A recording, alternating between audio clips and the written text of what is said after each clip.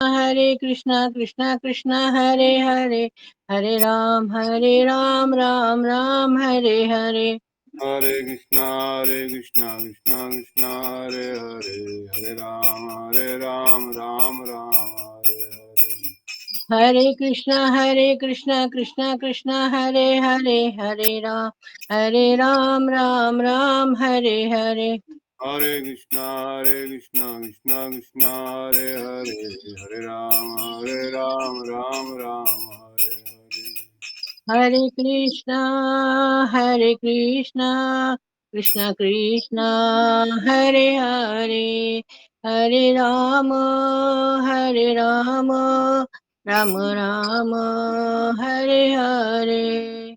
हरे कृष्णा कृष्णा कृष्णा हरे हरे, हरे राम राम राम हरे हरे। हरि हरि बोल। दंडवत प्रणाम प्रभु जी। हरी हरी हरी बोल। बहुत सुंदर। राधिका चरण रेणु भूषण करिया तनु अनायास से पावे गिरधारी। जो राधा रानी के चरण चमनू का चरण धूलि अपने मस्तक पर भूषण करता है, उसको धारण करता है, उसको अकारण ही गिरधारी मिल जाते हैं, ब्रजेंद्र नंदन प्राप्त हो जाते हैं। जो राधा रानी के चरणों का आश्रय करता है वही महाशय है, वही महान है। और भक्ति विनोद ठाकुर कहते हैं मैं उनके चरण, नरोत्तम दास ठाकुर कहते हैं मैं उनके चरणों में बलिहारी जाऊं। इसलिए जय जय राधा नाम वृंदावन जार धाम, कृष्ण सुख विलास से निधि। ये जो राधा रानी का गुणगान है, जो राधा रानी का नाम है, यही श्री कृष्ण को आनंद प्रदान करता है। राधा रानी के नाम सुनते ही कृष्ण आनंदित हो जाते हैं। जिस जिस दिशा से राधा रानी को आंचल को छूती हुई हवा आ जाती है, प्रबोधन ठाकुर पाद कहते हैं मैं उस दिशा को प्रणाम करता हूँ, क्योंकि वह दिशा से आने वाली हवा, उस साइड से आने वाली हवा जो है वो कृष्ण को आनंद प्रदान करती है। इसलिए हे ना राधा गुणगान, ना सुनीला मोरा कान, वंचिता करीला मोरा विधि। जिसने राधा रानी का गुणगान नहीं सुना, हे कान तुमने अगर राधा रानी का गुणगान नहीं सुना, फिर सब तो अहित ही अहित है। मेरे को खाली फिर लूटा गया संसार ने। भक्ति के नाम पर हमको लूटा गया, क्योंकि अगर हम राधा रानी का गुणगान नहीं सुन रहे हैं, हमारे कान राधा रानी की यश लीला, गुण लीला, रस लीला नहीं सुन रहे हैं, तो फिर भक्ति के नाम पर हम लोग ठगे जा रहे हैं। ऐसा नरोत्तम दास ठाकुर वर्णन करते हैं। इसलिए तार भक्त संग सदा, रस लीला प्रेम कथा, जे परे सो पाए श्याम। जो ऐसे रसिक भक्तों के संग में रहते हुए कृष्ण कथा निरंतर सुनते हैं, पान करते हैं, उसका रसपान करते हैं, उसका रसास्वादन करते हैं, उनको घनश्याम अवश्य ही मिल जाते हैं। और इससे जो विमुख है, जो ऐसी कथाओं से विमुख है, जिनको ऐसी कथाएं नहीं सुनने को मिलती, ऐसा नाम सुनने को नहीं मिलता है, मैं तो उनका नाम भी नहीं सुनना चाहता। अर्थात ऐसे लोगों के बारे में मुझे बताओ मत, ऐसे लोगों का नाम भी मेरे सामने मत लो, जो राधा रानी की कथा, राधा गोविंद की कथा, राधा रानी के गुणों का, यश का, नाम का कीर्तन नहीं करता है। क्योंकि कृष्ण नाम गाने बाई, राधिका चरण पाई। कृष्ण नाम का गुणगान करने से राधा रानी के चरणों की प्राप्ति होती है, और राधा नाम गाने कृष्ण चंद्र, राधा नाम के गाने से कृष्ण चंद्र के चरणों की प्राप्ति होती है। इसलिए संक्षेप कहूँ कथा, संक्षेप में, सारांश में, शॉर्ट में story of, moral of the story is कि आप इन दोनों का गुणगान कीजिए, विशेष रूप से राधा ठाकुरानी का चरण आश्रय ग्रहण कीजिए, वृंदावन नाम का आश्रय ग्रहण कीजिए, विजेंद्र नंदन का आश्रय ग्रहण कीजिए। इससे ही परमानंद की प्राप्ति होगी, समस्त प्रकार का अंधकार दूर होगा, समस्त प्रकार की अविद्या दूर होगी, समस्त प्रकार का कष्ट दूर होगा। यही एकमात्र हमारा जीवन का लक्ष्य है।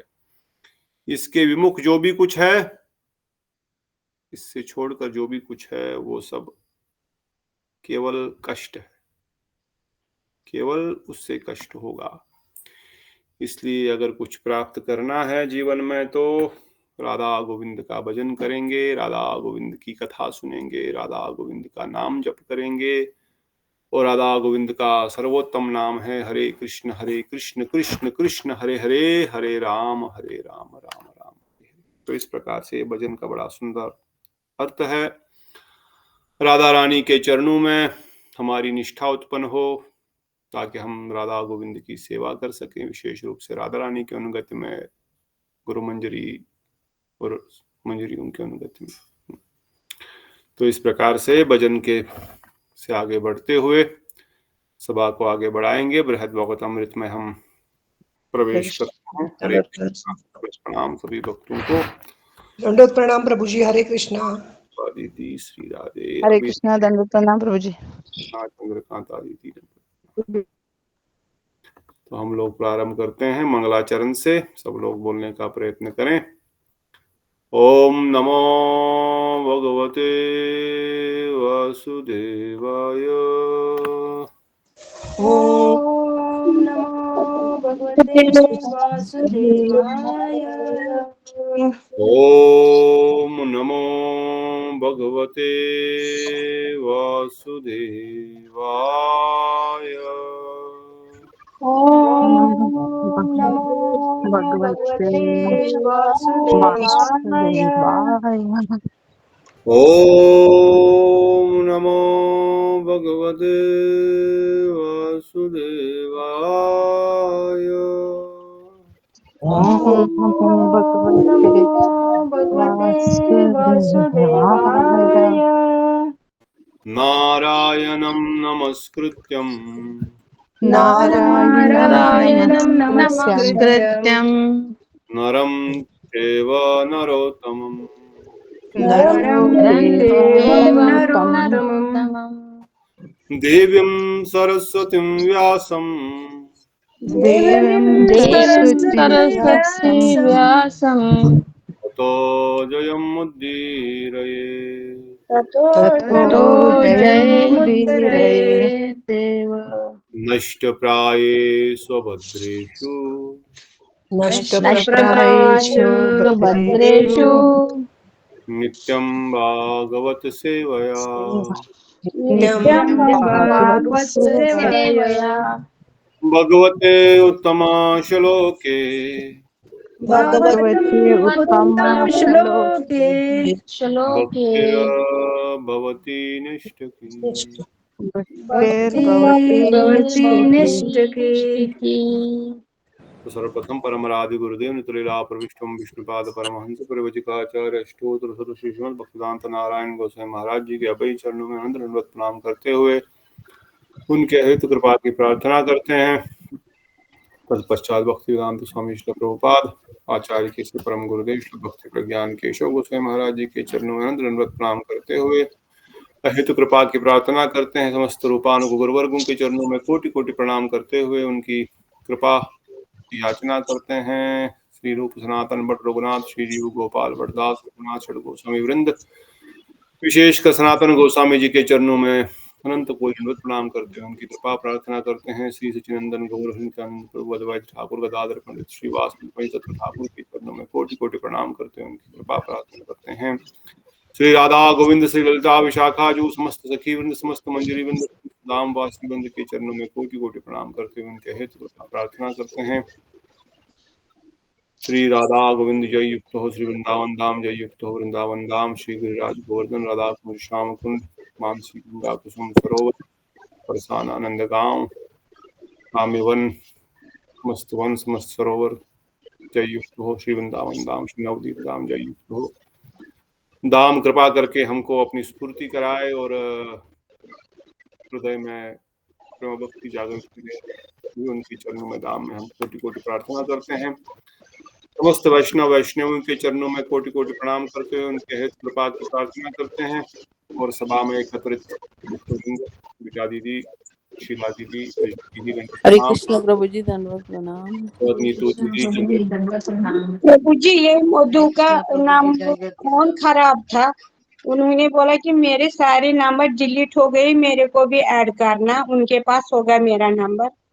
उसमें मैं थी ना पहले, वो थी ग्रुप में। तो आप उनको ऐड कर लो।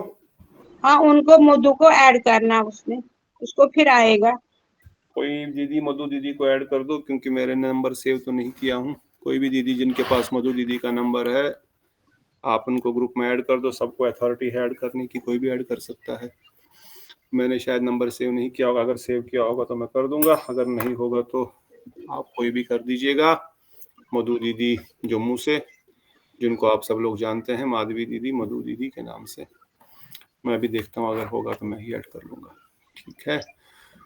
और दंडवत प्रणाम बीना दीदी को, रेवती दीदी को, बिमला हरे दीदी, कृष्णा प्रभु जी, दंडवत प्रणाम। पुष्पा दीदी, नीता दीदी, श्याम सुंदर प्रभु, मंजरी हरे दीदी, कृष्णा प्रभु जी दंडवत प्रणाम। रूप गोस्वामी प्रभु को दंडवत प्रणाम, सुष्मित प्रभु को भी हरे दंडवत कृष्णा प्रणाम। प्रभु जी, दंडवत प्रणाम। हरे कृष्णा दंडवत। आज कैसे सब लोग दंडवत बिमला दीदी, सुष्मित प्रभु और रूप गोस्वामी प्रभु भी आज कथा सुन रहे हैं, ये तो चमत्कार हो गया। क्या बात हो गई। आज नरसिंह देव का मूवी तो नहीं देख के आ गए? कुछ तो लगा होगा आपको, कुछ तो सुनना चाहिए। हाँ? नहीं प्रभु जी, आज फ्राइडे है, सब बस फ्राइडे मूड में। वेरी गुड, अच्छी बात है। हरे कृष्णा अनुराधा दीदी, दंडवत प्रणाम। श्री राधे। तो बहुत अच्छी बात है, हम बृहद भागवत अमृत को आगे बढ़ाएंगे। और हम लोग, शिवानी दीदी दंडवत प्रणाम, हम लोगों ने शिवानी दीदी से पिछली बार 7वें अध्याय में प्रवेश किया, और उसके बाद थोड़ा सा हमने उसका रिविजन भी किया, किस प्रकार से स्वरूप ने गोपु कुमार को समस्त वृत्तांत बताते हुए बताया कि अभी आप खुद ही डिसाइड कीजिए आपको क्या प्राप्त करना है, आप कहाँ जाना चाहते हैं। आपके पास भी वही गोपाल मंत्र है, माता कामाक्षा द्वारा दिया गया, और मुझे भी गुरुदेव ने वही मंत्र दिया था, जिसके फलस्वरूप, जिसके प्रभाव से मैं गोलोक वृंदावन धाम तक पहुंचा। अब तुम भी डिसाइड करो तुमको क्या करना है,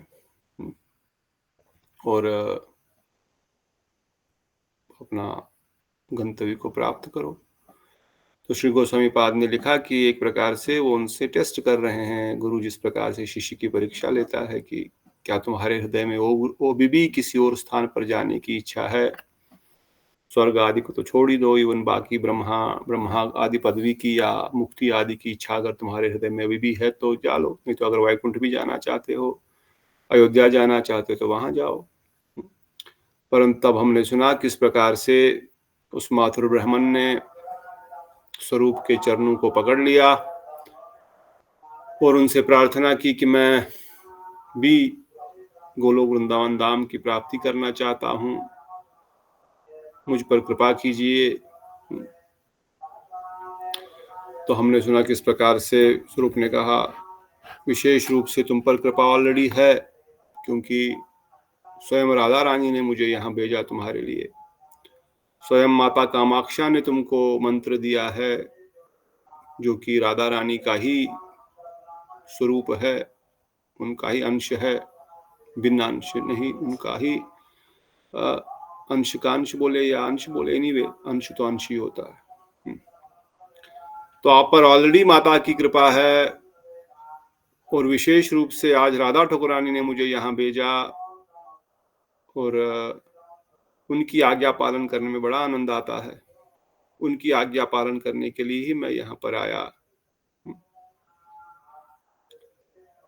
इसलिए मैंने तुमको अपना पूरा जीवन का वृत्तांत बताया, ताकि तुम भी उनकी कृपा को प्राप्त कर सको। क्योंकि राधिका जी के आदेश के अतिरिक्त अत्याधिक प्रसन्न होकर मैं परम वांछा श्री कृष्ण के सुख को त्याग करके तुम्हारे पास आया। केवल राधा रानी की आज्ञा पालन करने के लिए मैंने श्री कृष्ण के सुख का भी, श्री कृष्ण के संग के सुख को भी त्याग दिया।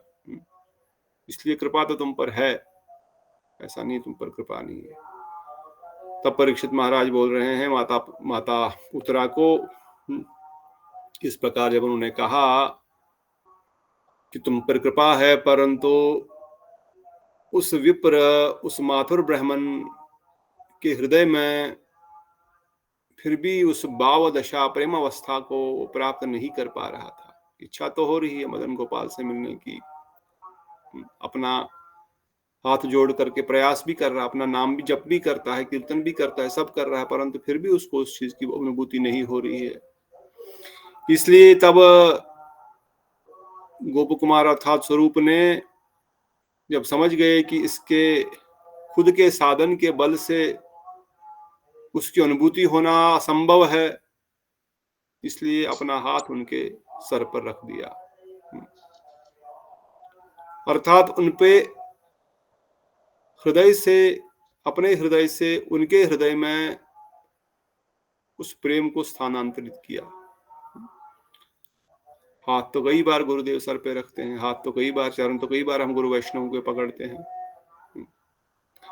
परंतु क्या केवल हाथ सर पे रखने से या चरण पकड़ने से ही कृपा मिलती है? नहीं। जब गुरुदेव हृदय से बोलेंगे, जब गुरुदेव हृदय से अपने हृदय के प्रेम भाव को हमारे हृदय में स्थानांतरित करेंगे तभी वो होगा।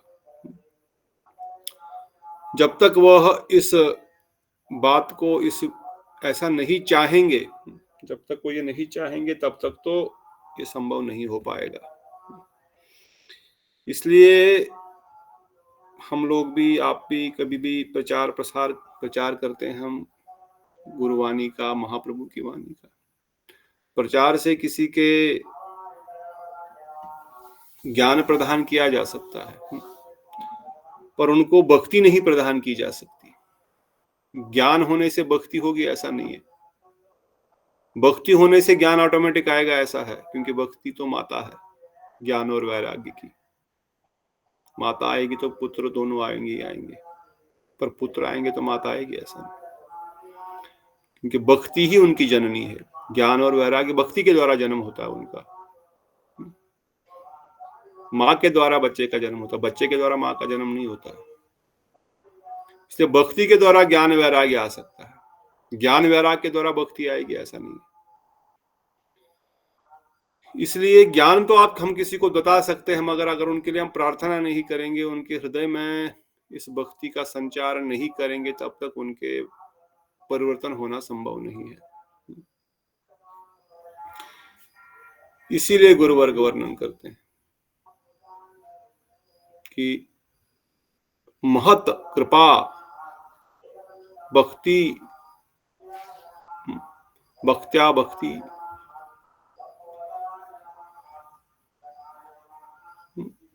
भक्ति जो है भक्तों के द्वारा प्राप्त हो जाती है। भक्त ही भक्ति प्रदान कर सकते हैं, ज्ञान विज्ञान तो कोई भी दे सकता है। दंडवत सनातन प्रभु की जय हो। पर भक्ति ही भक्ति से मिल सकती है। ओनली भक्ति कैन कम फ्रॉम भक्ता। भक्ति can be given only by भक्त, not by reading, not by chanting, not by any sadhana. Bhakti comes from bhakta. Guru is also bhakta. तो इसलिए वर्णन कर रहे हैं, तब उसी क्षण ही महत जन अर्थात उन महात्मा जन की, अर्थात उन स्वरूप की कृपा से उस ब्राह्मण के हृदय में सारी अनुभूतियां स्फुरित हो उठी, जिन्हें श्री स्वरूप ने स्वयं अनुभव किया है। जो अनुभूतियां स्वरूप ने की थी, वही अनुभूतियां अब इस मातुर ब्राह्मण के हृदय में भी उत्पन्न हो रही है। इसका लंबा तात्पर्य था, इसलिए हमने इसको छोड़ दिया था अगले श्लोक को। और कहा महत पुरुषों के संग से ही महत इसी प्रकार से परम अद्भुत है। महत पुरुषों का संग का महत्व इसी प्रकार से ही परम अद्भुत है, जिस प्रकार वह ब्राह्मण भी क्षण काल में स्वरूप की भांति कृतार्थ हो गया। इन वैष्णवों की कृपा से ही हमारे हृदय में प्रेम भक्ति जागृत हो सकती है। और अगर वैष्णव कृपा करेंगे, वैष्णव प्रार्थना करेंगे, एक कनिष्ठ वैष्णव भी अगर प्रार्थना करेगा हमारे लिए, तो भगवान उसकी प्रार्थना सुनेंगे, हमारी नहीं सुनेंगे, क्योंकि हम तो कनिष्ठ भी नहीं है अभी। इसलिए ज्ञान से भी अधिक इंपॉर्टेंट है, अगर किसी के लिए कोई प्रार्थना करता है कि भक्ति मार्ग में आएंगे गुरुदेव से, वैष्णव से, ठाकुर जी से, देखो उसका परिवर्तन ज्यादा शीघ्र होगा एज कंपेयर टू उसको आप गीता भागवत पकड़ करके पढ़ाना का प्रयास करेंगे। आपकी प्रार्थनाओं में ज्यादा शक्ति है एज कंपेयर टू ज्ञान में। अर्थात आप हम में शक्ति नहीं है मगर गुरुदेव में शक्ति है, गुरु परंपरा में शक्ति है, वो कृपा करेंगे उन पर।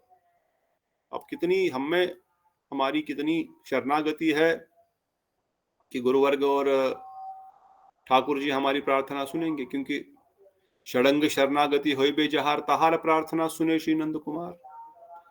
जहां पर शरणागति है, जो शरणागत है ठाकुर जी के, उन्हीं की प्रार्थना भगवान सुनते हैं, सबकी तो नहीं सुन देंगे, क्योंकि शास्त्री वर्णन कर रहा है षडंग शरणागति होय बे जहार। जहां पर षडंग शरणागति है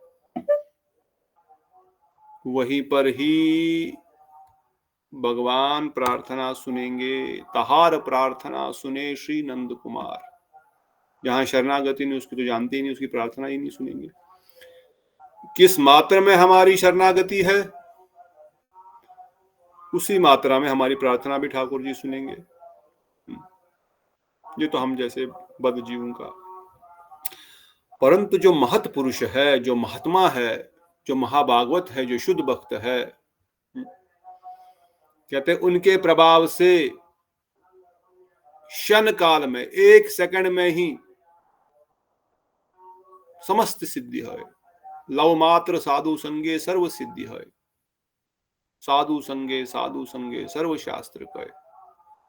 लव मात्र साधु संगे, एक सेकंड से भी कम होता है लव।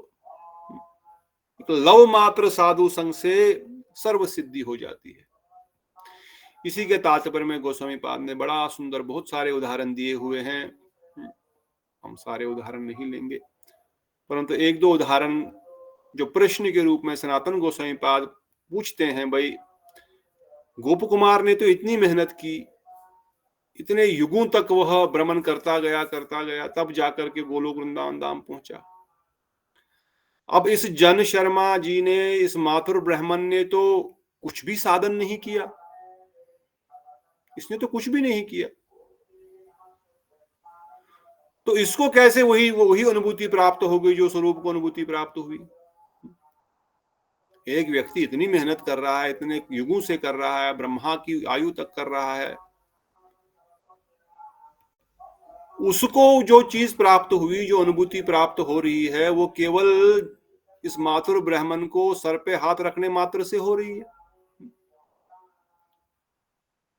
क्योंकि अगर आपत्ति हो कि वैसी प्रचुर प्रयत्न से भगवान की विशेष कृपा द्वारा जो वस्तु गोप कुमार जैसे भक्तों को विलंब से प्राप्त हुई है, गोप कुमार जैसे भक्तों को विलंब से मतलब देर से प्राप्त हुई। क्यों देर से प्राप्त हुई? क्योंकि इतना स्वर्ग गया, ब्रह्मलोक गया, महर लोक गया, जनलोक गया, तपलोक गया, वैकुंठ गया, अयोध्या गया, कहां गया, कहां वापस आया, फिर गया, फिर आया, फिर गया।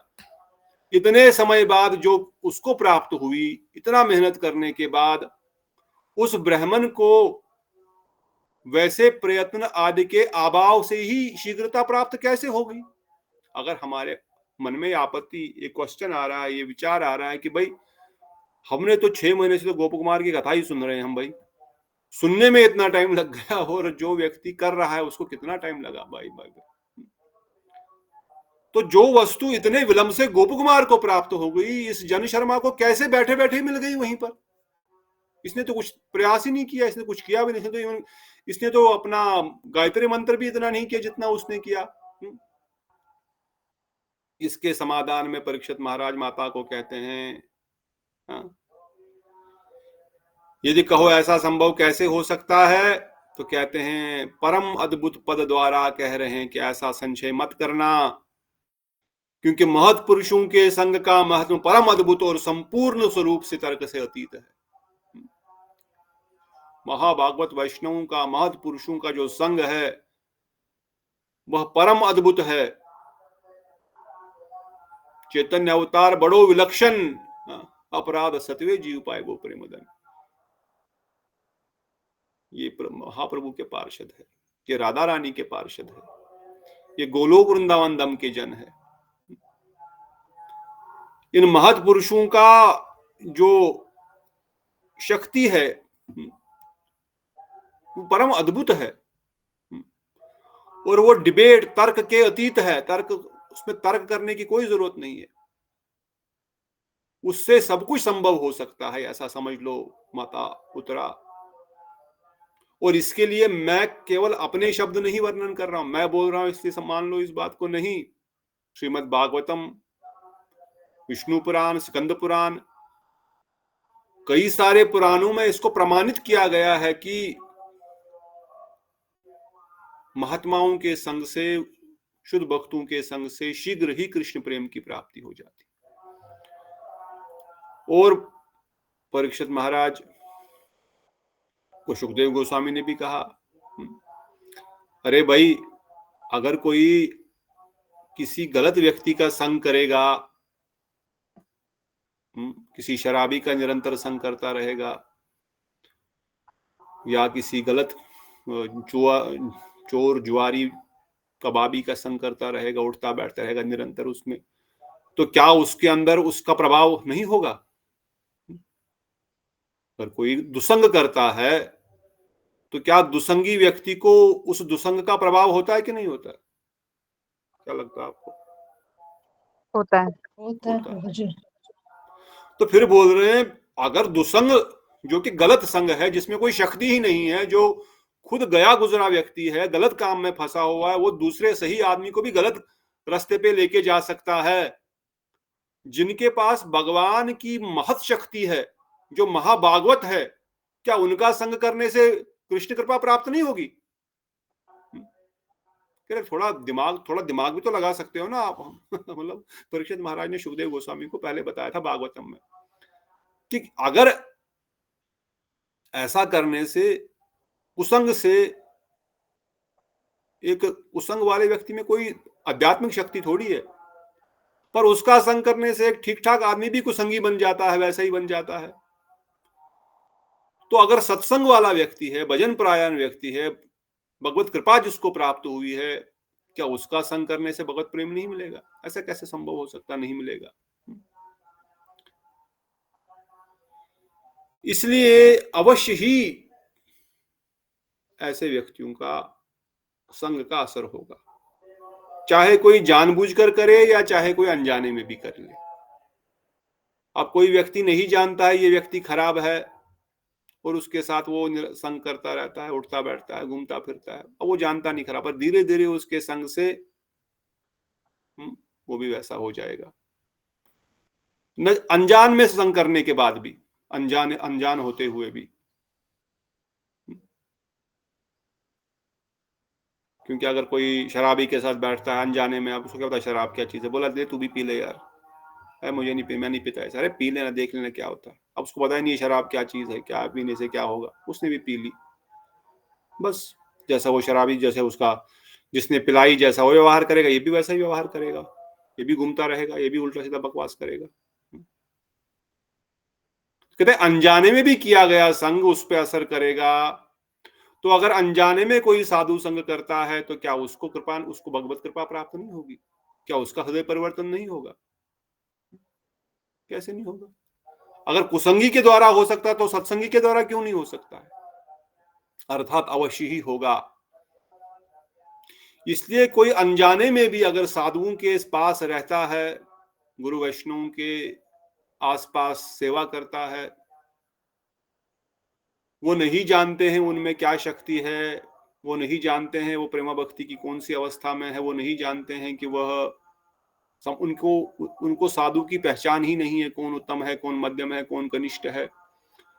परंतु अनजाने में भी उनके साथ बैठने से, उनकी कथा सुनने से, उनके समीप दर्शन करने से, उनके मधुर वचन सुनने से, उनकी डांट खाने से, उनका महाप्रसाद ग्रहण करने से, किसी भी प्रकार से अनजाने में भी किया गया ऐसे महावैष्णवों का संग जो है वो अवश्य ही स्वरूप सिद्धि की प्राप्ति कराएगा। कि हम जानते नहीं वो क्या वैष्णव है, किस स्तर के हैं, कैसे हैं, क्या उनका शक्ति है, हम तो कुछ नहीं जानते, हमको पहचान ही नहीं है, कैसे जानेंगे? परंतु अनजाने में बिने हम निरंतर कथा सुन रहे हैं, हमारा हृदय परिवर्तन अवश्य होगा। उनकी कुछ सेवा कर रहे हैं किसी प्रकार से, हमारा अवश्य ही उससे कल्याण होगा। वो भले ही मुख से बोलेंगे ना बोलेंगे, पर हृदय से उनको उनका आशीर्वाद तो अवश्य निकलेगा।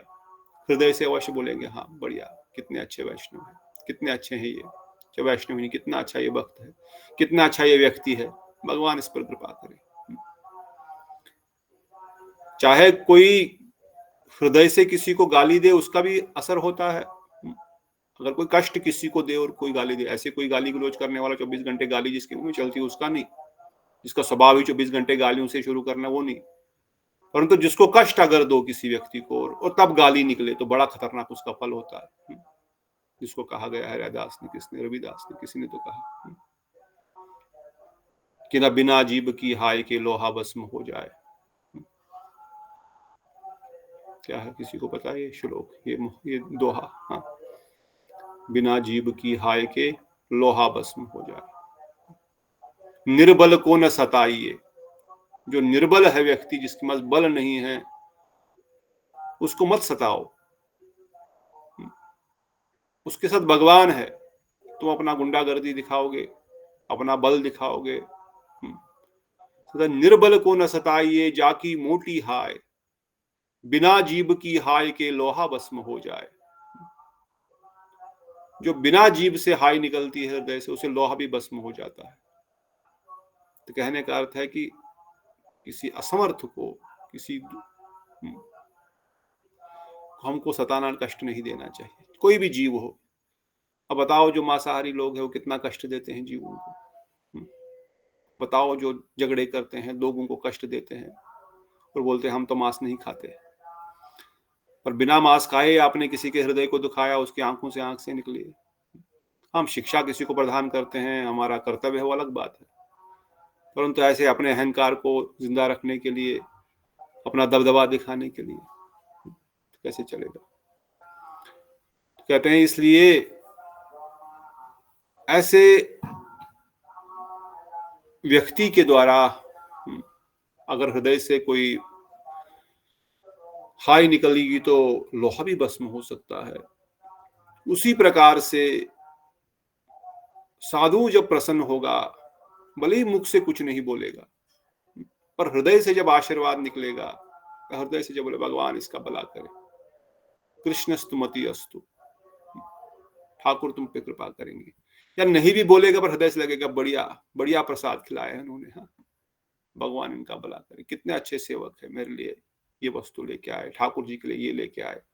विशेषकर मंदिर में ही ठाकुर वैष्णव गुरु वैष्णव ही ठाकुर जी के लिए देखो कितनी सेवा करते हैं। देखो रोज कुछ ना कुछ सेवा करते हैं, बर्तन धोते हैं, पोछा मारते हैं, कुछ सेवा करते हैं, वट एवर जस्ट थिंक। तो सीनियर वैष्णव जिस भी स्तर का हो, मध्यम हो, कनिष्ठ हो, या थोड़ा सा हमसे बड़ा ही क्यों ना हो, पर थोड़ा तो हमसे साधन में बड़ा है, उसके हृदय से भी, उसके मुख से भी अगर अच्छा आशीर्वाद निकला, अंदर बाहर बोलने की जरूरत नहीं है, तो क्यों नहीं भगवान प्रसन्न होंगे? इसीलिए कहा गया कि अगर कोई अनजाने में भी ऐसे भक्तों का संग करता है, अवश्य ही उनके हृदय से आशीर्वाद मिलेगा, जिसके द्वारा स्वरूप सिद्धि की प्राप्ति होगी। और जो उनके हृदय में जिस प्रकार से भगवान की भक्ति का अमृत रसपान हो रहा है, जिनको वो आशीर्वाद देंगे, उनके हृदय में भी उसी प्रकार से उसी अमृत का रसपान होगा। जाने में या अनजाने में कोई फर्क नहीं पड़ता है। और समस्त प्रकार की विपत्ति जो है वो संपत्ति में बदल जाएगी। जीवन में विपत्ति लिखी है, कष्ट लिखा है, मगर वो सब कुछ दूर होकर के आनंद में, संपत्ति में बदल जाएगा। उसके सारे विघ्न विनाश होकर के स्वाभाविक भक्ति संपन्न उदित हो जाएगी। भक्ति संपदा अर्थात भक्ति का खजाना उसके हृदय में आ जाएगा। तो जो वैष्णवों के इस प्रकार से सेवा करते हैं, इसलिए श्रीमद् भागवतम का अगला उदाहरण देते हुए कहते हैं, विदुर जी ने मैत्री को यही कहा कि वैष्णवों के चरणों की सेवा करने से कूटस्थ भगवान मधुसूदन के चरण कमलों की एकांतिक प्रेम रूपी उत्सव उत्पन्न होता है। जो भक्तों का, साधुओं के चरणों की सेवा करते हैं, उनकी सेवा करने से स्वयं श्री मधुसूदन के चरण कमलों की कृपा प्राप्त हो जाती है, उनका प्रेम आपके हृदय में हो जाता है, तथा थोड़े ही समय अनुसंगिक रूप से संसार बंधन भी नाश हो जाता है। संसार जो हमारी आसक्ति है, जिस कारण से हम भगवत भक्ति नहीं कर पाते, वो भी दूर हो जाती है। अर्थात साधुओं की चरण सेवा करने से कूटस्थ अर्थात समस्त कलेश विद्यमान रहने पर भी दुर्जय अथवा कूटस्थ, यह विशेषण कूट अर्थात अनुकूट समय किया गया, व्याख्या करा गया। तो गोस्वामी जी करने यहाँ पर कूटस्थ शब्द के द्वारा अनुकूट के समय में भगवान श्री कृष्ण गोवर्धन पर जिस प्रकार से सभी को आशीर्वाद दे रहे हैं, उनके चरण कमलों की प्राप्ति हो रही है और तीव्र गति से हो रही है। तो जो महत चरणों का सेवा करेगा, जो भगवान के शुद्ध भक्तों की सेवा करेगा, उनको न केवल संसारिक विघ्न विनाश होंगे, अपितु उनको भगवान ब्रजेंद्र नंदन शीघ्र ही अपनी रासलीला में प्रवेश कराएंगे। संसार के दुखों के अंत तो हो ही गया, वो तो कुछ बोलने की जरूरत ही नहीं है। संसार के दुखों से, संसार के कष्टों से, संसार की विपदाओं से बाहर निकलने का तो प्रश्न ही नहीं आता है। कहते ये तो अनुसंगिक फल है, मतलब ये तो सेकेंडरी बाई प्रोडक्ट है। जिस प्रकार भक्ति करने से मुक्ति देवी हाथ जोड़ के खड़ी रहती है, मेरे को सेवा में ले लो, अष्ट सिद्धियां, नवनिधियां, बोलते हमको हमारा कोई सेवा है तो हमसे भी ले लो ना, हमको भी थोड़ा सेवा दे दो महात्मा जी। भक्ति लोग थोड़ी इसलिए कर रहा है कि मुझे सिद्धियां मिलेंगी, मुझे मुक्ति चाहिए, मुझे संसार चाहिए, नहीं। भक्ति तो केवल कृष्ण प्रेम, कृष्ण सेवा के लिए कर रहा है। मगर भक्ति करते करते वो ये सब उनके साथ खड़े हो जाते, मुझे भी सेवा दे दो, मुझे भी कुछ सेवा में लगा दो, सिद्धियां, सब खड़े हो जाते। तो कहते हैं संसार के कष्टों का नष्ट होना तो अनुसंगिक फल है, वो तो ऑटोमेटिक हो ही जाएगा। और अगर नहीं भी होता है तो उसके प्रति उनके हृदय में कोई परिवर्तन उससे नहीं होगा, उसको फर्क ही नहीं पड़ेगा। उसी प्रकार से कपिल देव ने अपनी माता को कहा कि साधु संग में मेरे महत्व को प्रकाश करने तथा हृदय में और कानों के द्वारा प्रिय लगने वाली कथाएं होती है। कि साधु संग में क्या होता है? साधु संग में हरि कथा होती है और कुछ नहीं होता है। हरि कथा श्रवण कीर्तन ही विशेष साधु संग है। हाँ, ददाति प्रतिगणाति गुहिमागति परिचिति भुंगते बोझते, ये सभी षड्विधि प्रीति लक्षणम, ये प्रीति के लक्षण है। पर इनमें से विशेष है गुह्यम आख्याति प्रयश्चति। उन्होंने अपने हृदय के समस्त भक्ति के राज आपके सामने बता दिए, आपने अपनी भक्ति के अनुभव उनके सामने बता दिए, और विघ्न क्या आ रहे हैं वो बता दिए, और फिर उनका समाधान करने के लिए वह अपने जीवन का अनुभव बताएंगे, जिससे आप भी अपने जीवन में धारण करके आपकी भक्ति भी सुदृढ़ हो जाएगी। इसलिए साधुओं के संग, यथार्थ संग में महात्मा को प्रकाश करने तथा हृदय में कानों को प्रेरणा होती। उन कथाओं के प्रति सहत श्रवण करते करते शीघ्र ही अविद्या निवृत्ति के पथ स्वरूप में प्रेम प्रति प्रथम श्रद्धा, फिर रति, अनकृत भक्ति क्रमशः उदित होती है। कपिल देव जी माता देवहूति को बोल रहे हैं कि साधु संग में रहने से, कथा सुनते सुनते पहले अविद्या का नाश होगा। अब अविद्या क्या है बताओ? अविद्या क्या है? अब आप बताएंगे। भक्ति रसामृत सिंधु को थोड़ा सा याद करो, अपने लॉन्ग टर्म मेमोरी से शॉर्ट टर्म मेमोरी में लेके आओ और बताओ अविद्या क्या है? जो कृष्ण से विमुख है। साधारण शब्द में जो कृष्ण से विमुख, जो भी विद्या है जो कृष्ण से हमको दूर करे, वो अविद्या है। फिर अविद्या किस प्रकार की, हमने ये भी सुना था। तो कहते पहले तो अविद्या का नाश होगा, पहले हम जान जाएंगे कि हम ये शरीर नहीं है, ये सबसे पहले अविद्या है। असत को सत मानना, याद आ रहा किसी को? अपवित्र को पवित्र मानना, ये क्या है? ये अविद्या है। अनित्य को नित्य मानना, पहले पता लगेगा हम कि मैं कौन हूं, भगवान कौन है, भगवान से मेरा संबंध क्या है, कैसे उसकी प्राप्ति की जा सकती है। पहले अविद्या का नाश होगा और स्टेप बाय स्टेप क्रमशः श्रद्धा, फिर रति, आदो श्रद्धा, साधु संग, भजन क्रिया, अनर्थ निवृत्ति, रुचि, आसक्ति, भाव, प्रेम। पर बताया गया यहां पर इवन साधु संघ के प्रभाव से अविद्या नाश होगी, श्रद्धा उत्पन्न होगी और रति में चला जाएगा सीधा ही। साधु संघ के समागम से हृदय और कर्ण रसायन रूपी अर्थात उनके द्वारा सुखदायक मेरी वीर्यवार्ता अर्थात मेरे महत्व को बलि बांध बोध करने की कथाएं प्रकाशित होती है। कानून के द्वारा ये कथाएं जब हृदय में प्रवेश करेंगी, अविद्या का विनाश हो जाएगा, रस का प्रधान, रस की खान उसमें बैठ जाएगी और एक बार मेरी कथाओं रूपी रस में जिसको आनंद आने लग गया, फिर संसार के किसी भी चीज में उसको आनंद नहीं आएगा। जब तक कृष्ण कथा में हमारे का रसास्वादन नहीं हो पा रहा है, तब तक हम टीवी देखते रहेंगे, मोबाइल देखते रहेंगे, इधर उधर गप्पे मारते रहेंगे, इधर उधर घूमते रहेंगे, इससे वो इससे चर्चा वो चर्चा। परंतु जितना हम कथा सुनेंगे, जितनी मात्रा में हम हरि कथा सुनेंगे, उतनी ही मात्रा में हरि कथा हमारे हृदय को शुद्ध करेगी, अविद्या का नाश करेगी और रसास्वादन प्रदान कराएगी। जितना अधिक हम कथा सुनेंगे, जिस प्रकार एक पीलिया के रोगी को जितना अधिक आप गन्ने का रस पिलाएंगे, उतना शीघ्र ही वो जल्दी हो ठीक, उसको असली गन्ने का स्वाद पता लगेगा। जब तक उसको लगेगा गन्ना कड़वा है कड़वा है कड़वा है, पर पिलाते रहो पिलाते रहो पिलाते रहो, फिर मीठा लगने लगेगा। उसी प्रकार से मे भी स्टार्टिंग में हरि कथा में इतनी रुचि नहीं होगी, बाकी चीजों में ज्यादा रुचि आ रही है, घूमने फिरने में, यहाँ वहां जाने में, टीवी देखने में, पिक्चर देखने में, सब में ज्यादा मजा आ रहा है।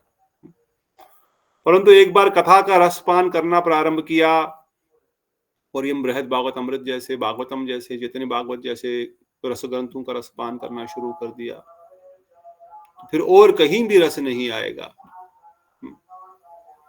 अविद्या का नाश होगा और शीघ्र ही उसके हृदय में प्रेमा भक्ति उत्पन्न होएगी। बताया, क्रमशः बताया कि बोले हाँ क्रमशः भी हो सकता है, स्टेप बाय स्टेप भी हो सकता है, परंतु इसका कोई हार्ड एंड फास्ट रूल नहीं है कि ये ऐसे ही होगा। अनर्थ निवृत्ति होगी, निष्ठाई होगी, रुचि होगी। साधु महत कृपा से वह कथा सुनते सुनते सीधे ही कृष्ण प्रेम की प्राप्ति रति में पहुंच जाएगा। श्रद्धा होएगी, कथा सुनेगा और सीधा प्रेम। ये भी क्रम है एक, ऐसा जरूरी नहीं कि उसको इतना सारा निष्ठा आसक्ति भाव, क्या वो होगा भी तो इतना फास्ट होगा, इतना फटाफट हो जाएगा कि पता नहीं लगेगा। कईयों को कई सारे जन्म लग जाएंगे, कईयों को तो गोप कुमार ने सर पे हाथ रख गया तो सब एक साथ ही परिवर्तन, अनर्थ भी खत्म हो गए उसी समय, निष्ठा भी आ गई, रुचि भी आ गई, रति आ गई, सीधा भाव प्रेम आ गया। इसलिए इस न्याय के अनुसार प्रेम को भक्ति का फल स्वरूप में ही सर्वत्र जान जाता है। भक्ति का फल क्या है? प्रेम। भक्ति का फल भाव ही नहीं है, भक्ति का फल अनर्थ निवृत्ति नहीं है, भक्ति का फल निष्ठा आदि भी नहीं है। भक्ति का असली फल है प्रेम। पर उस स्टेप हमारे जैसे भक्तों के स्टेज में वैसा आ सकता है, परंतु ऐसे महत कृपा हो गई तो शीघ्र प्रेम भी प्राप्त हो सकता है। और इसका उदाहरण देते हैं, ध्रुव जी का उदाहरण दे रहे हैं श्रीमद् भागवतम से गोस्वामी पाद परीक्षित महाराज, विशेषकर गोस्वामी अपनी टीका में, कि ध्रुव महाराज ने क्या मांगा भगवान से। ध्रुव महाराज ने क्या मांगा था भगवान से? फिर बाद में बोला मुझे कुछ नहीं चाहिए, मुझे बाद में बोला मेरे को कुछ नहीं चाहिए, आप ही चाहिए। और कुछ बोला बाद में? मैं तो कांच मांग रहा था, हीरे छोड़कर कांच मांग रहा था, कुछ ऐसा था ना। वो तो है, मैं कांच मांग रहा था, आपका दर्शन हो गया, और क्या चाहिए? बोले कुछ तो मांगो, दर्शन तो विमुख नहीं होगा, कुछ तो बोलो। फिर क्या बोला? फिर एक ही चीज ध्रुव महाराज ने मांगा, कहा मुझे आपके भक्तों का संग प्रदान करना, बस मुझे आपके भक्तों का संग, आपके भक्त का थोड़ा सा संग मिला नारद मुनि को और आपका दर्शन हो गया। थोड़ी देर के लिए नारद मुनि का संग मिला और आपका दर्शन हो गया।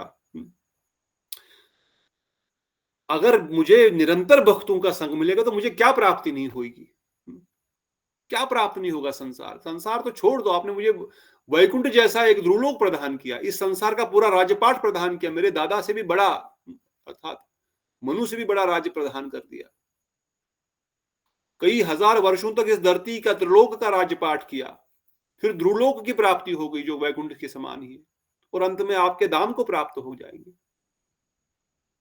इसलिए अगर मुझे कुछ देना चाहते हैं तो आप उन विशुद्ध हृदय वाले साधु भक्तों का संग प्रदान कीजिए जिनका आपके प्रति निरंतर भक्ति भाव है।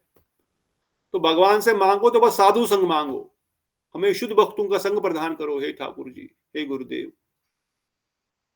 इसलिए साधु संग ही हमारा जीवन का एकमात्र कल्याण का मार्ग है। इसलिए मठ मंदिर हमारे गुरुवर्ग बनाते हैं, हर जगह जा जा करके मठ मंदिर बनाते करते, वहीं कुछ साधु रहेंगे, साधन भजन करेंगे, उनका जीवन साधनामय हो, और बाकी लोग आकर के उनका संग करेंगे तो उनको कृपा मिलेगी, उनकी सेवा करेंगे तो उनको सेवा का मौका मिलेगा। इसलिए संडे प्रोग्राम, हाउस प्रोग्राम, ये प्रोग्राम, वो प्रोग्राम, तो क्या करेंगे? साधु तो वृंदावन में रख के चुपचाप बैठ के भजन करेगा, वहीं पर स्नान करेगा, निरंतर कृष्ण कथा का, कृष्ण कीर्तन का, दाम के दर्शन, दाम की परिक्रमा, वो क्यों यहाँ वहां घूम भटक रहे हैं? इसीलिए क्योंकि ध्रुव महाराज ने आशीर्वाद मांगा, इसीलिए क्योंकि राधा रानी, ब्रजेंद्र नंदन, श्याम सुंदर हम जीवों के लिए व्याकुल है कि कब ये इस जगत में भटकते भटकते कब वापस आएंगे मेरे पास। इसलिए ध्रुव महाराज कह रहे हैं कि अगर ऐसे साधुओं का संग मिला जिनके आपकी भक्ति भावना है, उनके संग के प्रभाव से, उनकी कथा सुनने से, विशेषकर कथा का देखा कितना महत्व, मैं नहीं बता रहा, गुरुदेव ही हमेशा बता रहे हैं, और गुरुदेव भी अपने मन से नहीं बता रहे, गुरुदेव समस्त शास्त्रों का हमको सार बता रहे हैं। उनके मुख से, प्रभाव से, आपके गुणों और लीलाओं की कथा रूपी अमृत का पान कर उन्मत्त हो जाऊंगा तथा अनायासी अनंत दुख पूर्ण इस भयंकर भवसागर से पार हो जाऊंगा। उनके मुख से कथा सुनी, कथा रूपी अमृत का पान निरंतर जब करता रहूंगा तो इस भवसागर से पार हो जाऊंगा, अर्थात आपकी विशुद्ध प्रेम भक्ति को प्राप्त करूंगा। तो वही प्रश्न पूछने, अगर कहो कि क्या आपको मुक्ति नहीं चाहिए, क्या आपको ये संसार का संभोग नहीं चाहिए? बोले नहीं चाहिए। अरे ये तो ऑटोमेटिक ही मिल जाएगा, जब भवसागर से पार करने की नाव मिल गई तो फिर ये संसार, ये रास्ते में तो ये पड़े हुए हैं। ध्रुव महाराज, गोप कुमार ने देखा सारे के सारे लोग तो हाथ जोड़कर खड़े हैं। इसलिए स्वरूप ने उनको पूछा, अभी तुम्हारी कोई इच्छा है तो जा सकते हो, तुमको जहां भी जाने की इच्छा है। कहते ये तो ऑटोमेटिक है, ये तो अनुसंगिक फल है, मुक्ति भी तो अनुसंगिक फल है। मुक्ति क्या वस्तु है? व्हाट इज मुक्ति? व्हाट इज यूज ऑफ मुक्ति? वो स्वतः ही हाथ जोड़ के खड़ी है कि आप आओ मेरे मुक्ति लोक में आ जाओ। इसलिए मैं क्यों आपसे कुछ और मांगू, मुझे तो आपके भक्तों का संग चाहिए। भक्तों का संग मिल गया तो ऑटोमेटिक बाकी सब चीजें खुद ही मिल गई।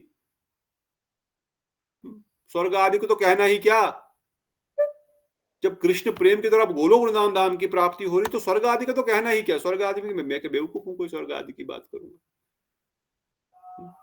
जब कोई आपके सामने खड़ा है, बोल उसका अरबपति आदमी, बोले कितने करोड़ चाहिए, आप बोलो 2-4 लाख दे दो।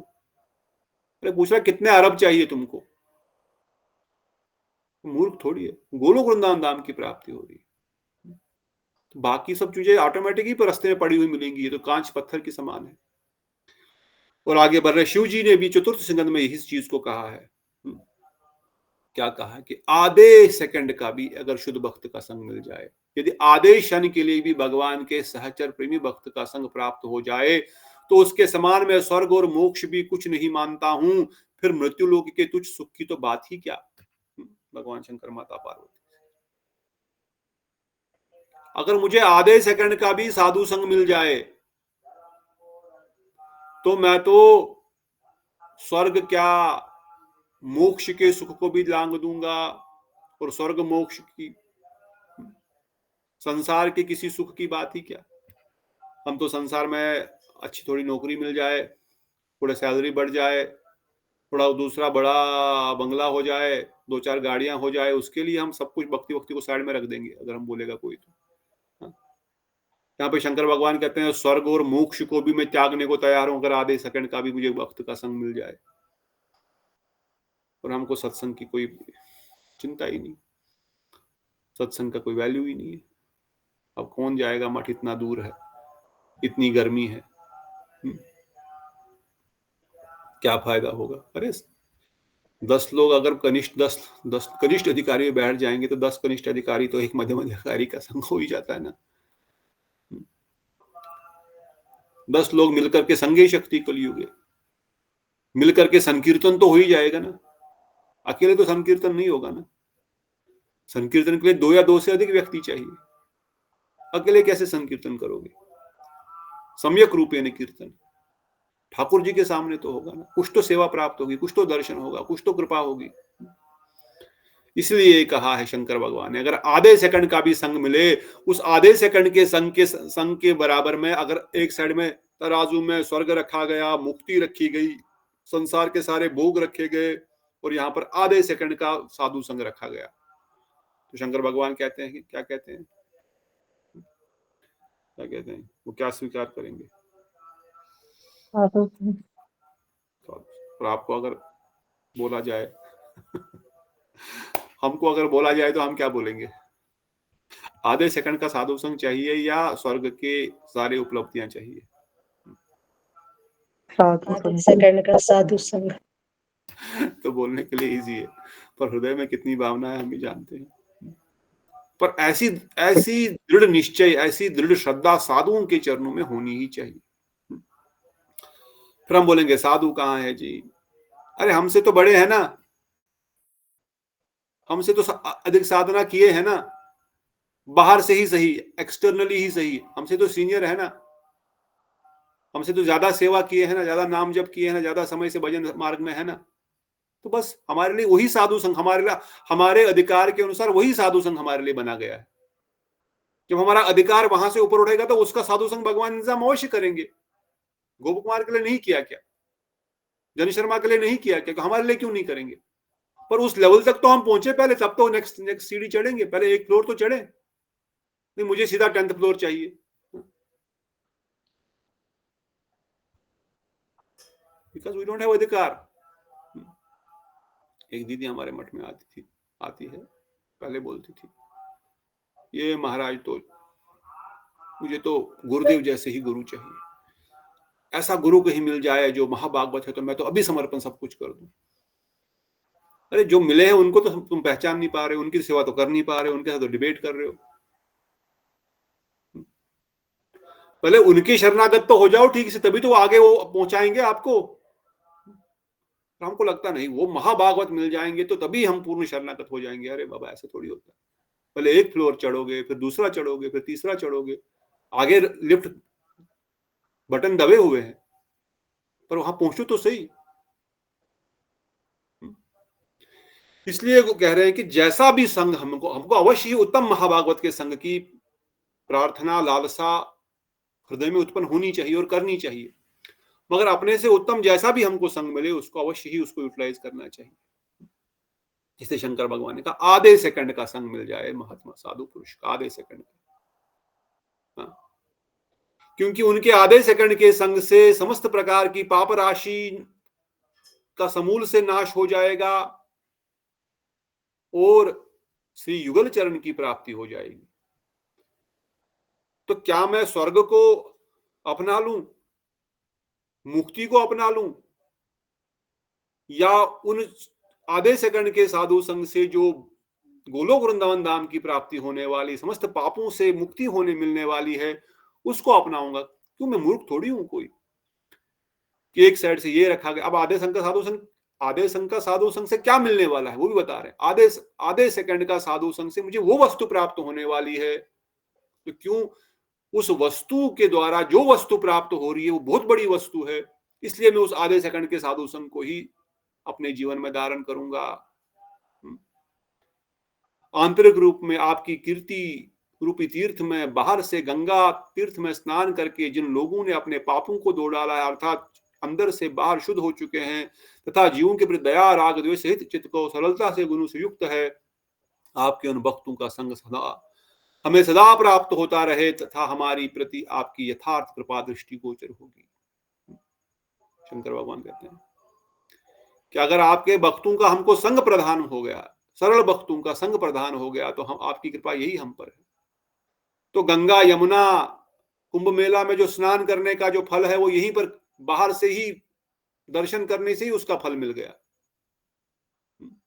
सूर्य ग्रहण में कुरुक्षेत्र में जाकर के स्नान करो। अरे दर्शन करने से, दर्शन है पवित्र करे ही तुम्हार गुण। गंगा परश होले पाश्चात्य पवन, गंगा में कई बार स्नान करने से पवित्र होगा आदमी, परंतु आपका तो दर्शन मात्र पवित्र कर देगा। इसलिए क्षण भर के लिए भी अगर आपके भक्तों का संग मिले तो स्वर्ग सुख क्या बात है, मोक्ष सुख की क्या बात है, राज सुख की बात क्या है। मृत्यु लोक में क्या ऐसा सुख हो सकता है जो मैं स्वीकार करूंगा साधु संग को छोड़ के? कौन सा ऐसा सुख होगा संसार में कि मैं संडे प्रोग्राम नहीं जाऊंगा मठ में कथा कीर्तन और सेवा करने के लिए? कौन सा ऐसा सुख हो सकता, कौन सा ऐसा उपलब्धि हो सकती, कौन सा ऐसा प्रलोभन हो सकता है जो मुझे उससे विचलित करे? अर्थात कोई नहीं। परंतु फिर भी साधु संघ की महिमा हम समझते ही नहीं। इसलिए पहले ही बताया कि अरे आपको नहीं महिमा पता, फिर भी करते रहो यार, अंदर आपका परिवर्तन होगा, अंदर ट्रांसफॉर्मेशन हो रहा है, यू डोंट नो। शराबी के साथ रहते रहते रहते ऊपर परिवर्तन हो रहा है उसका। घी खाने से थोड़ी ना एक दिन मोटा होता, धीरे धीरे मोटापा आता है। इसलिए संग करते रहो वैष्णव का, सेवा करते रहो ठाकुर वैष्णव, गुरु वैष्णव की, उनके द्वारा बनाया गया मठ मंदिरों की, उनके आज्ञा को पालन करने की, वही उनकी सेवा, उनकी आज्ञा पालन ही उनकी सेवा। ठीक है, कोई मठ नहीं, हम क्या करेंगे जी? गुरुजी ने जो आप बताया, ग्रंथ पढ़ो, ग्रंथ पढ़ो, नाम करो तो नाम, वही उनका संग है। फिर महत संग, वाणी संग, वपु संग। अब वपु नहीं अवेलेबल है, साधु नहीं अवेलेबल है, तो वाणी का संग है उनका। दोनों अभिन्न है, साधु की वाणी और साधु दोनों अभिन्न है, उनकी आज्ञा पालन करना ही उनका संग है।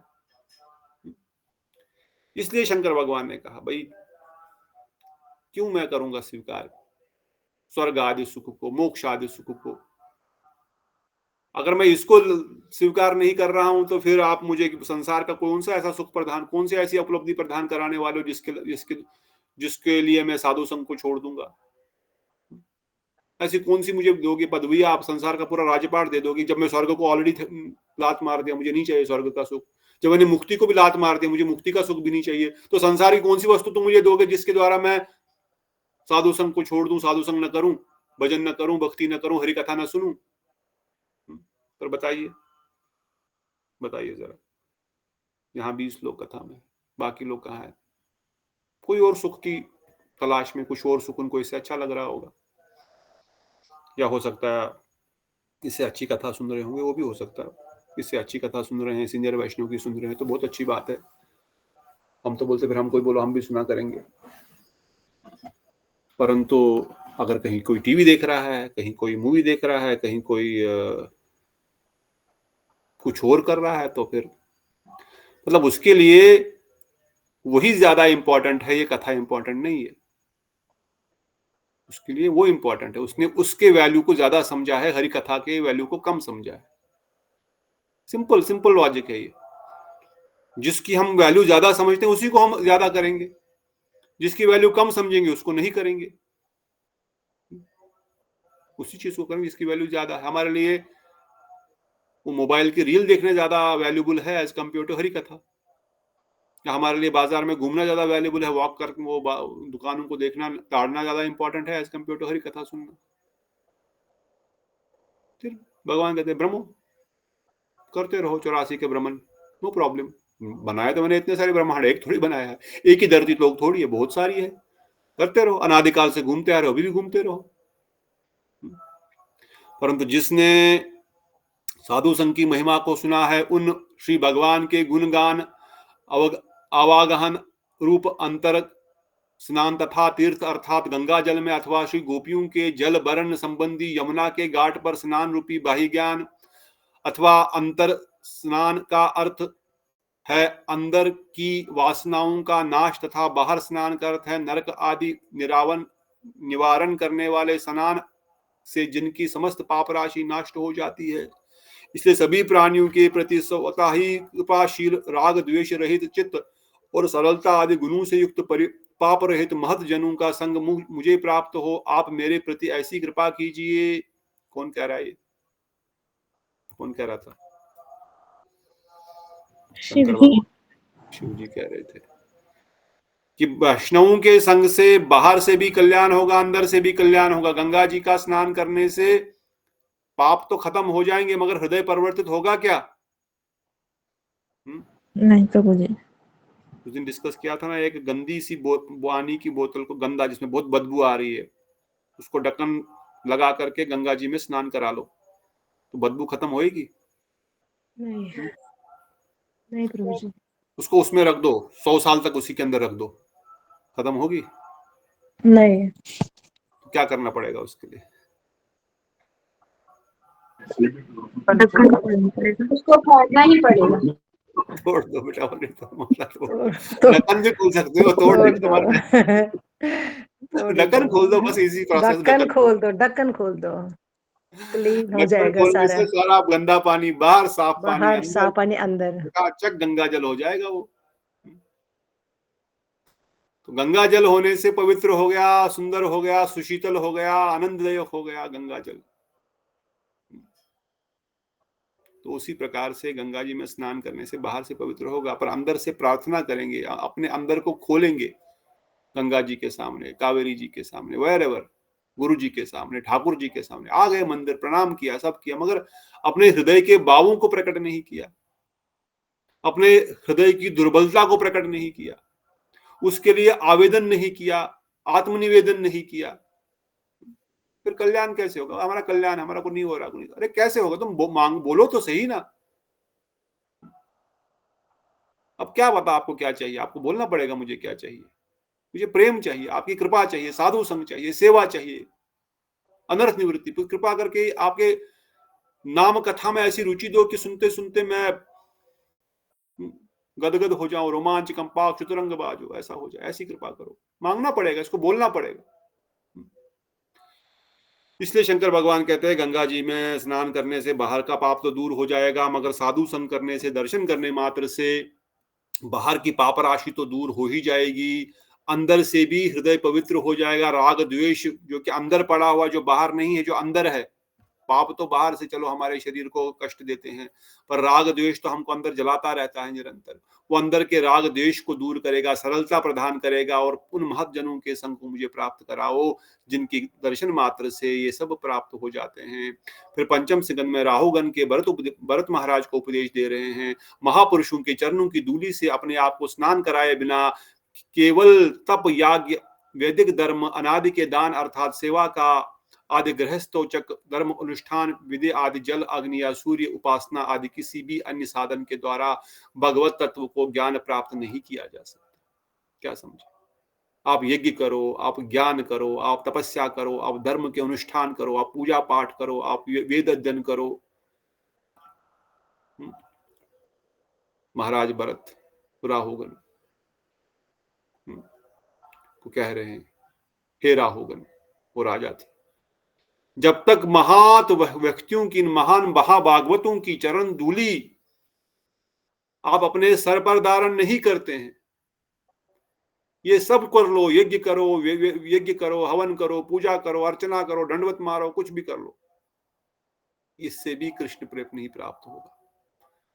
इसलिए जब मौका मिले, जहां मौका मिले, साधुओं की चरण धूलि ग्रहण करो। अब साधु तो चरण छूने देते नहीं है, कोई बात नहीं, चप्पल तो निकाली होगी ना कहीं पर, उस चप्पल पे धूली तो लगी होगी उनके चरणों की, उसको स्पर्श करके अपने सर पे ले लो। हम तो बोलते साधु तो चरण धूली थोड़ी देते हैं। अरे बाबा, हमको लेने की इच्छा थोड़ी है, हम तो बस बाहर से बोल रहे चरण धूली चाहिए, अंदर से किसको लेने की? जिसको अंदर से लेने की इच्छा हो तो कहीं से भी ले लेगा, ठीक है, चप्पल में नहीं है, ठीक है, जहां से वो चल रहे हैं, उनके चरण जहां रख रहे हैं, उस स्थान को थोड़ा सा हाथ लगा करके अपने सर पे ले लो, चरण धूली क्यों नहीं मिलेगी? आप मंदिर जाते हैं, मैं तो करता था, विशेषकर इस्कॉन मंदिर में या कहीं पर मठों में भी, आसन तो वहां पर होते हैं, गुरु वैष्णव आसनों पे बैठते ही बैठते हैं, कोई ना कोई वैष्णव तो बैठे ही होंगे उन आसन पे, कोई ना कोई वैष्णव, हमें रोज ही कथा होती है, उस आसन को ही अपना थोड़ा स्पर्श लेकर के अपने सर पे ले लो। उपाय बहुत है, हम करना नहीं चाहते, हम बाहर से बोलेंगे हाँ साधु कृपा चाहिए, गुरु कृपा चाहिए, चरण धूलि, पर कहाँ मिलेगी चरण धूलि? अरे क्यों नहीं मिलेगी, सब अवेलेबल है, हमारी इच्छा जितनी, इसलिए बताया गया लोलम तत्रप्य कलिमुलिम, जितनी लालसा हमारे अंदर है, लालसा है तो रास्ता खुद ही मिलेगा। तथम ददामि बुद्धि योगम, तम गीता में भगवान कृष्ण कहते हैं, मैं बुद्धि योग प्रदान करता हूं, तब मैं बुद्धि देता हूं, कैसे करेगा तू? तुम्हारी इच्छा तो हो, बुद्धि मैं दूंगा, कैसे तुमको प्राप्त होगी वो भक्ति? मैं बताऊंगा कैसे मिलेगा तुमको रास्ता। हाँ, इसीलिए कहते हैं कि यज्ञ करो, तपस्या करो, ज्ञान करो, एक टांग पे खड़े हो जाओ, कुछ भी करो, इन सब से कृष्ण प्रेम भक्ति की प्राप्ति नहीं होगी, क्योंकि हृदय से वासना नाश नहीं होगी। ये क्या करोगे किसी वस्तु को प्राप्त करने के लिए, वस्तु प्राप्त होएगी फिर और भोग करने की इच्छा होगी। तपस्या करोगे कोई और वस्तु को प्राप्त करने के लिए, क्या आप उसी वस्तु के लिए तपस्या की जाती है? भगवत भक्ति के लिए तो भक्ति ही करनी पड़ेगी, भगवत प्राप्ति के लिए तो भगवत भक्ति ही करनी पड़ेगी। और भक्ति करने के लिए साधु संग चाहिए, साधु की कृपा चाहिए। उनकी कृपा है उनका चरण धूलि, चरण जल, महाप्रसाद, और उनकी विशेषकर उनकी आज्ञा पालन करना। इसलिए गुरुजन वर्णन करते हैं, इसलिए राहुगण बता रहे हैं इस प्रकार से। बहुत सारे इसमें उन्होंने साधु संघ का विशेष रूप से कम 10 पेज का तात्पर्य है। अब साधु संघ में अगर फिर भी हमको रुचि नहीं आई, साधु संघ के वैल्यू को हम नहीं समझेंगे, तो भक्ति में कोई प्रगति नहीं होने वाली। एक बात सारांश में भक्ति भगवान भी नहीं दे रहे हैं। हमने भक्ति रसामृत सिंधु में सुना, भगवान भी भक्ति देने में सामर्थ्य नहीं है। सामर्थ्य है परंतु वो देते नहीं है, क्योंकि वो देंगे नहीं, क्योंकि उनके ऊपर दोषारोपण क्या बोलते हैं उसको, दोषारोपण नहीं, पक्षपात का दोष लगेगा। इसलिए उन्होंने वैष्णवों को अथॉरिटी दी है, आप करो जो करना है। इसलिए भक्ति मिलेगी केवल भक्तों के संग से। भक्ति भक्त संग बिजाए थे, भक्तों के संग से ही भक्ति मिलने का एकमात्र उपाय है। एकमात्र उपाय भक्तों का संग है। तो जो जैसे हो सके, जिस मात्रा में हो सके, जिस लेवल पे हो सके, उनका संग करने का प्रयास करें, उनकी कथा सुनने का प्रयास करें। और सबसे इंपॉर्टेंट कथा, ये अभी हम श्री सनातन गोस्वामी जी का संग कर रहे हैं। हम भले ही वृंदावन में नहीं, हम भले ही उनके सामने नहीं बैठे, मगर उनकी कथा को सुन रहे हैं तो उनका संग हो रहा है। ये साधु संघ है वाणी के द्वारा। और वपु के द्वारा तो संभव नहीं उनका संग, अभी कैसे उनका होगा? वो तो है ही नहीं इस जगत में हमारे साक्षात प्रकट, समाधि स्थान पर है, वो तो हमको दिखेंगे नहीं।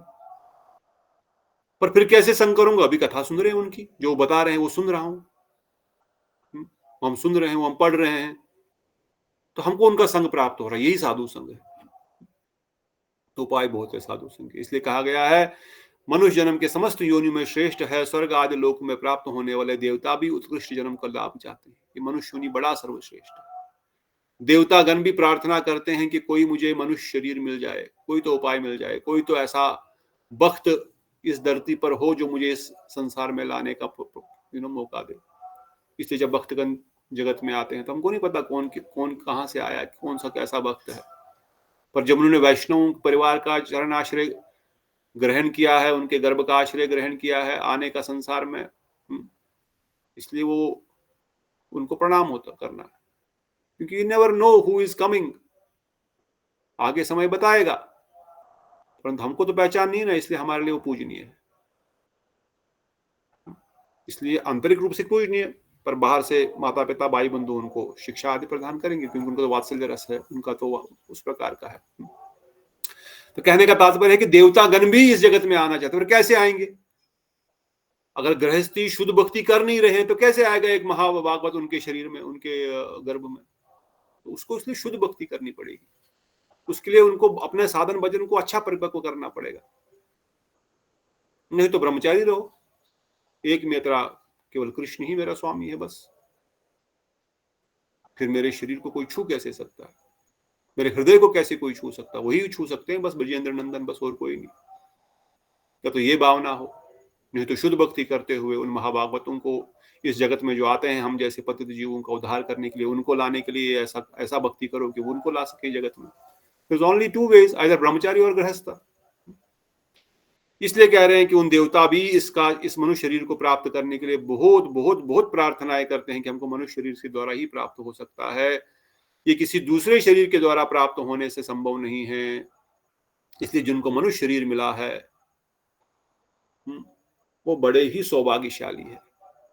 और मनुष्य शरीर प्राप्त होने के बाद जिनको साधुओं का संग मिल रहा है, दुर्लभम देवी वैकुंठ प्रिय दर्शनम, जो वैकुंठ प्रिय है, जो वैष्णव है, जो भगवान के भक्त है, उनका दर्शन और भी दुर्लभ है। मनुष्य शरीर तो दुर्लभ है ही, पर उससे भी दुर्लभ है महान भक्तों का संग प्राप्त करना, उनका दर्शन प्राप्त करना। परंतु जिनको उनका दर्शन प्राप्त हो गया वो कितने सौभाग्यशाली है। जिन महापुरुषों ने हमको स्वीकार करके हमको अपना चरण आश्रय प्रदान किया, हमारे लिए वो इस जगत में बार बार आने को तैयार है हमको भवसागर से निकालने के लिए।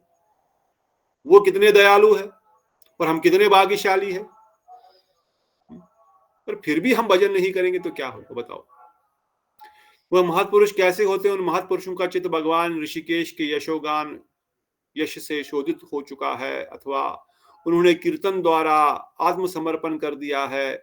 ऐसे महापुरुष यदि प्रचुर समागम न हो तब उक्त देवता आदि जन्म भी वृथा है। अगर आप देवता का जन्म भी है परंतु आपको ऐसे महापुरुषों का संग नहीं मिल रहा है जो निरंतर कथा कीर्तन सेवा में रत है, तो कहते हैं वो देवता का जन्म भी बेकार है, वृथा है, यूजलेस है। ऑन द अदर हैंड अगर मनुष्य शरीर मिला, कोई गरीबी ही क्यों ना हो, कोई लूला लंगड़ा भी कैसा भी क्यों ना हो, मगर उस शरीर में होते हुए भी अगर भगवान के भक्तों का संग मिल गया, उससे बड़ा देवता शरीर भी नहीं है भाई। और जिनको गुरुपद आश्रय ग्रहण हुआ है, जिस गोपाल मंत्र के द्वारा गोप कुमार इस ब्रह्मांड को प्रकाश करके पहुंच गए, जिस गोपाल मंत्र के द्वारा जन शर्मा कृष्ण का दर्शन साक्षात करने वाले हैं और कर रहे हैं। इसी प्रकार से महाराज परीक्षित ने भी कहा, जब ऐसे एक इंद्रिय तर्पण में अनुरक्त व्यक्ति निष्किंचन अर्थात विषय अभिमान से रहित परमहंस वैष्णवों की चरण धूलि में स्नान नहीं करता, तब तक उनकी मति भगवान श्री उरुक्रम के चरण कमलों का स्पर्श नहीं करती। जब तक कोई भक्त को व्यक्ति वैष्णव के चरण धूलि में स्नान नहीं करता है, प्रहलाद महाराज कह रहे हैं सप्तम सिकंद में, तब तक उनकी मति, उनकी बुद्धि, उनका मन श्री कृष्ण के चरण कमलों में नहीं लग सकता है। इसलिए उनके अनर्थ या संसार वासना भी नाश नहीं होती। कैसे नाश होगी? मंदिर में रोज जाते हैं, बहुत करते हैं, घंटियां बजाते रहते हैं, महत संघ कहाँ है? साधु संघ कहाँ किया? साधु सेवा कहाँ किया? नहीं किया तो कुछ परिवर्तन नहीं हो रहा है। इसलिए जिनका अंतकरण विषय भोग के द्वारा दूषित हो गया है, भोगों के विषय में जो आसक्त हो चुके हैं, जो वहां से बाहर नहीं निकल पा रहे हैं, उन निकल पाएंगे क्योंकि उनके पास सामर्थ्य नहीं है, उनको पता ही नहीं, वो बीमार शराबी शराब के नशे में पड़ा हुआ नाली में, उसको थोड़ी पता लग रहा क्या हो रहा है। वो नशे में इतना मत है कि उसको पता ही लग रहा है वो नाली का पानी पी रहा है कि गंद खा रहा है कि क्या खा रहा है। कैसे वो बाहर निकलेगा वहां से? उसको पता ही नहीं वो कर क्या रहा है। कितना भी बताएंगे हम ये संसार का विष है, इसमें स्वाद नहीं, इसमें आनंद नहीं, इसमें कोई मजा नहीं है, पर फिर भी हमको मजा आ रहा है क्योंकि वो नशे में दूध में पड़ा हुआ नाली में, कैसे समझेगा? इसलिए कहा गया जब तक ऐसे मलिन हृदय वाले को किसी साधु की कृपा नहीं मिलेगी, कोई साधु, कोई व्यक्ति उसको उठाएगा, उस शराबी को वहां से हटाएगा, तब वो थोड़ा होश में आएगा तो पता लगेगा। अर्थात जब तक कोई वैष्णव की चरण धूलि उसको नहीं प्राप्त होगी, उनके अहित कृपा नहीं प्राप्त होगी, किसी निष्किंचन वैष्णव जिनके हृदय में भगवान निरंतर विराजमान है, जो निरंतर नाम रूपी कथा अमृत पान कर रहे हैं और करा रहे हैं, जब तक ऐसे वैष्णव की कृपा प्राप्त नहीं होगी तब तक उसके विषय भोग से उसकी मति कभी नहीं बाहर निकलेगी, वो हमेशा ही विषय भोग में पड़ा रहना पसंद करेगा। उसी प्रकार दशम सिकंद में मुचकुंद ने वर्णन किया, हे अच्युत, जीव अनादिकाल से जन्म मृत्यु संसार में भ्रमणशील है। जिस समय उसका यह बंधन छूटने का समय आता है, उस समय उसे सत्संग प्राप्त होता है। कितना सुंदर वर्णन कर रहे हैं महाराज मुचकुंद भगवान श्री कृष्ण को, कि जब भवसागर से बाहर निकलने का समय आ गया तभी साधु संग प्राप्त होगा, तब तक नहीं होने वाला है। जाओ अपने फ्लैटों में जाकर के देखो, बोलो सबको मंदिर आने के लिए, गुरु पदाश्रय ग्रहण करने के लिए कितने लोग आएंगे? 90% तो आएंगे ही नहीं। फिर गुरु पदाश्रय करने के लिए 99% में तो आएंगे नहीं। क्यों? क्योंकि जन्म मृत्यु का चक्कर भी काटना है उनको, बहुत सारा, बहुत सारा चक्कर काटना है। पर जब कुछ अहेतु कृपा हुई होगी, कुछ पूर्व में स्फूर्ति लाभ हुआ होगा, किसी कारण से अब जन्म मृत्यु का चक्कर कटने का समय आ गया है, अब इसको इस चक्कर से बाहर निकलने का टाइम आ चुका है, तब निश्चित ही उसको साधु संग मिलेगा। घर बैठे बैठे घर में साधु नॉक करके आएगा, हरे कृष्णा कैसे हैं आप, ठीक हैं, कुछ बात करें, हाँ जी आइए बैठिए, बस हो गया।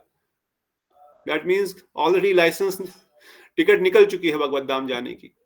अब वो बहाना से किसी बहाने से वो साधु आएंगे, कृपा करेंगे, गुरु पदाश्रय ग्रहण होगा किसी बहाने से। कहते उसी क्षण साधु जनों की परम गति तथा समस्त कार्य करने की नित्य नियंता आप में जीव रति उदित हो जाती है। उसी समय जब उसका भवसागर से पार होने का समय आ गया, साधु संग उसको मिलेगा, उसी समय वो भगवान श्री हरि के चरणों में उसकी मति होगी, वो कथा कीर्तन में बैठेगा, गुरुवार पदाश्रय ग्रहण करेगा, अनायास ही सारे नियम भी पालन करने लगेगा। उसको बोलना नहीं पड़ेगा आप प्याज लहसुन का छोड़ दो भाई, चाय कॉफी छोड़नी पड़ेगी, मांस छोड़ना पड़ेगा। अरे वो साधु संघ के दर्शन से उसको तो बस एक बहाना, एक तो तरीके का सहारा चाहिए था, बस उसको तो कुछ, उसका टाइम आ गया था निकलने के लिए,